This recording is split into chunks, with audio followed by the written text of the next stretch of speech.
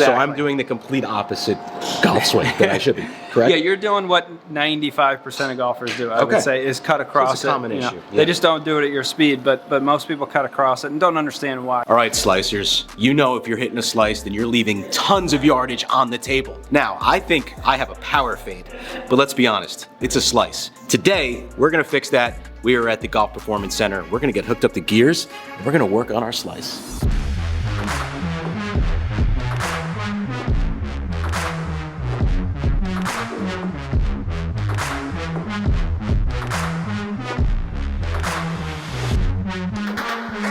All right, so we're here with Wally. Wally's one of the coaches here at the Golf Performance Center in Ridgefield, Connecticut. Now, from what I understand, gears, there isn't too much around here other than this place to get this analysis of your golf game. So I'm super excited to be here, and today we're gonna work on my slice. So, what's our next step? Well, let's get suited up. Oh, all right, this is the best part. Go.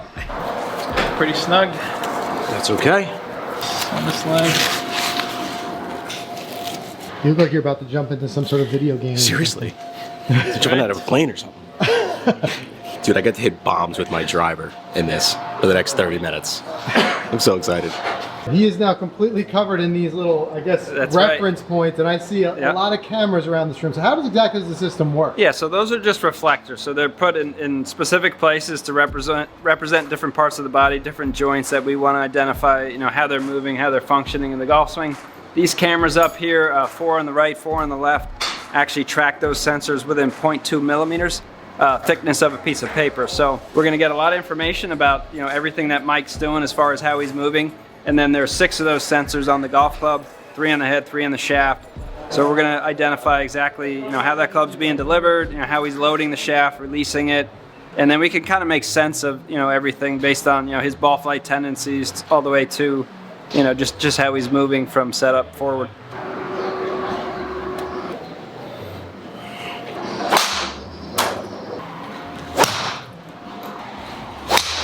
There it goes. Yeah, so that would be my typical miss pattern slice. It'll look nice coming off and then, ooh, gone right.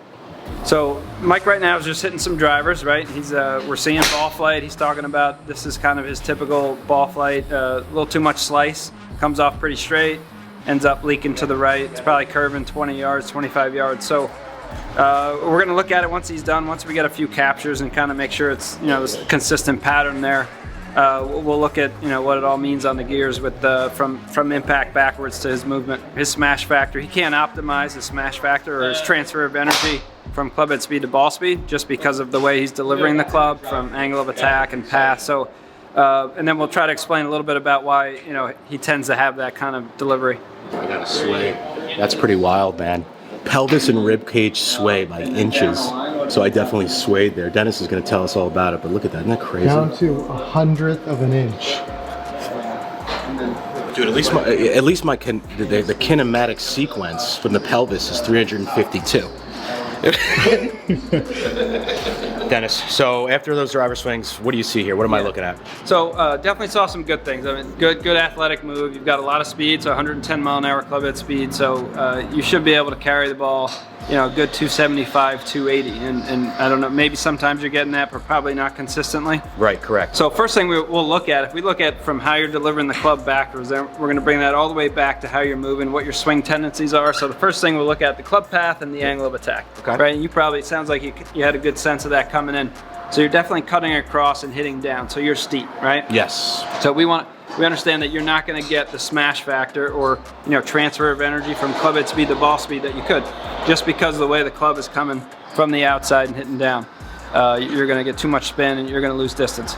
So we're going to look at your swing now and identify why do you come over the top and why are you steep? Are there things that happen before your downswing? Like most people will approach this that, hey, I want to swing from the inside. I heard you say that today. Yes. I'm trying to swing from the inside, but I can't. So we're going to identify, you know, why that might be hard for you. Give you a little sense of that. So the goal will be to get me to swing inside and up, no more outside and down. Exactly. So I'm doing the complete opposite golf swing that I should be, correct? Yeah, you're doing what 95% of golfers do, I would say, is cut across it's a common issue. Yeah. They just don't do it at your speed, but most people cut across it and don't understand why. All right, so we're going to look, Mike, at just how you move from setup forward. So the first thing we see is that you sway going back, meaning your pelvis is moving laterally away from the target and we can actually see the number there. I think you get to about 2.5 inches of sway by the time you get to the top. Actually 3.5, sorry. 3.5 inches of sway. So now, 3.5 inches of sway. Wow. What we see is you're in reverse spine a little bit. So sway, when the pelvis sways away from the target and the upper body kind of leans towards the target, you're really set up to come over the top. So it's called sway reverse spine. Right. And this is really good at identifying that. So I've been working with, you know, doing more of this a turn. Okay. As opposed to this, right? Yeah. And that's just been the hard thing. You know, Yeah. trying to come back so everything just stays, and that just all goes out the window. Yes. You know, like I'm aware of the issue. Right. Every coach I go to, this is the first thing they tell me. You sway, and you're because of it, you're steep, and you got to come back. Sure. And getting back to that spot, you're not going to get there every time consistently. Yeah, it's no going way to be play. hard. I mean, if you just tried to change your downswing, you would make compensations. You might get hurt. It would be hard for you to swing up from that position. You'd have to really, you know, put a lot of stress on your lower back, most likely, the way you would do it.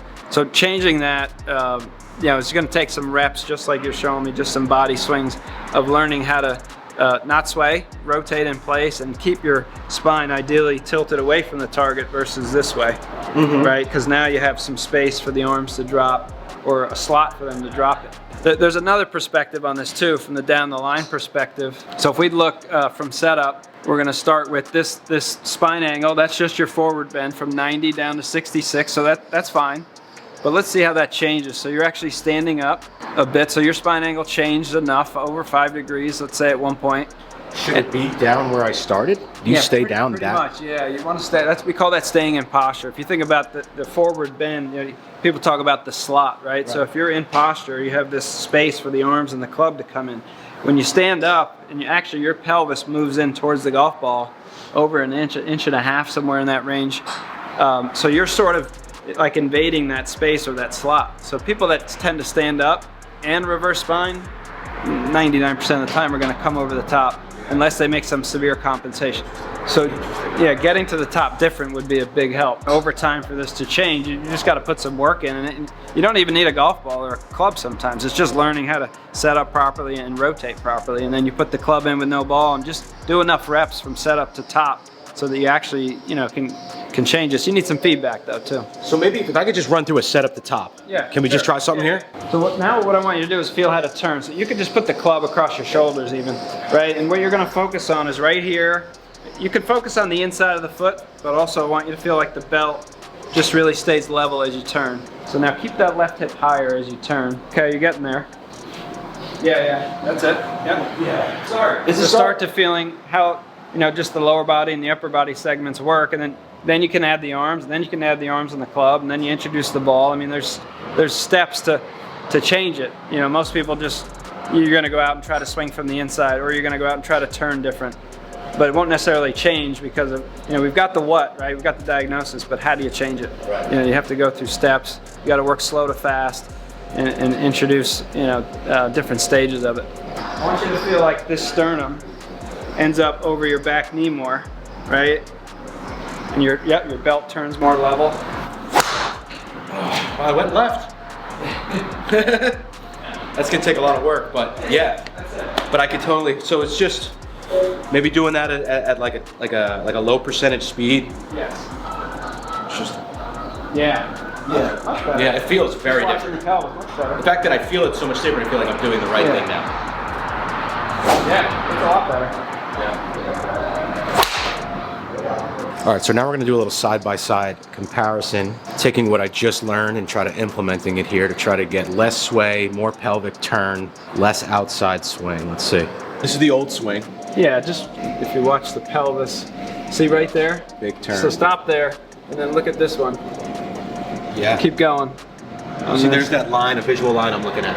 Yeah. It's all the way over here. It's more right in the middle of my body here. Yeah. All right, Dennis, so much to digest, but in 40 minutes I learned a lot. Now, these aren't things that I haven't been told before, but I love how we can just go deep dive, get really, really into the weeds here about this weight and all of these numbers here. I mean, it's like mind-blowing, but at the same time, the way that you guys just say, all right, all this tells us just exactly what you have to work on. Here are the easy fixes on how to do it, or here are the fixes on how to do it. It's up to you to make them as easy as you want or go work on them.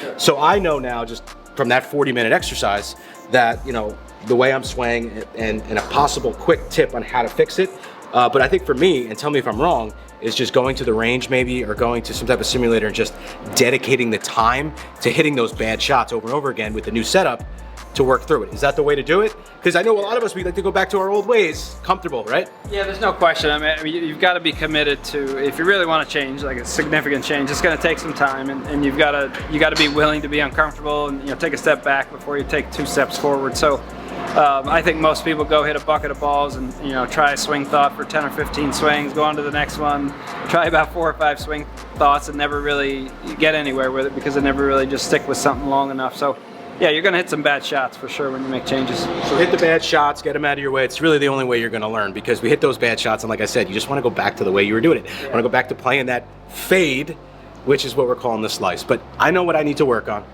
This has been a huge help. And if anyone wants to come here and work on this, what's the best way to do it? Yeah, absolutely. Just reach out to us here at the Golf Performance Center. First step would be a consultation. Come in and just learn what we're all about, learn about our philosophy and our system, and then come in for an evaluation, which gears is a big part of it. From, you know, what we call our 5 elements of success evaluation. You know, because we need more information even for you, just understanding where you are physically. Yeah, it takes about 4 hours, and you get a lot of information about where you are. Great, guys, the gears technology is going to blow your mind. Come check it out for yourselves. Thanks.